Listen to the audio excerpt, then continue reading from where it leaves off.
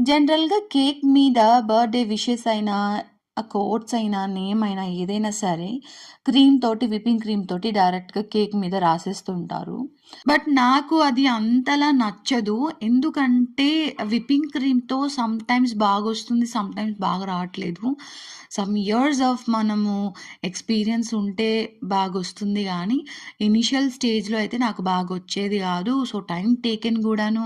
ఎప్పుడు అప్పటికప్పుడు మనము క్రీమ్ కలుపుకొని, ఆ ఫ్లోయింగ్ కన్సిస్టెన్సీ తీసుకొనొచ్చి పైపింగ్ బ్యాగ్‌లో యేసుకొని, కొంచెం డిఫికల్ట్‌గా అనిపించేది. ఈ ప్రాసెస్ అంతా చేసుకొని చేయడానికి కంటే, ఇలా ఫాండెంట్ యూజ్ చేసి మనం ఈజీగా అప్పటికప్పుడు ఫుడ్ కలర్ యూజ్ చేసి చిన్న నేమ్ ప్లేట్ క్రియేట్ చేసుకొని దాని మీద రైటింగ్స్ ఏమన్నా వర్డింగ్స్ ఏమన్నా రాసుకొని ప్లేస్ చేయడం త్వరగా అయిపోతుంది.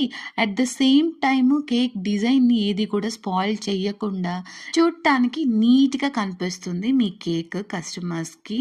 సో, ఈ టిప్ మీలో ఎవరికైనా యూజ్‌ఫుల్ అవుతుందని చెప్పి షేర్ చేస్తున్నాను. నచ్చితే గనుక మన వీడియోకి లైక్ ఇస్తూ మన ఛానల్‌ని సబ్స్క్రైబ్ చేసుకొని సపోర్ట్ చేయండి ప్లీజ్.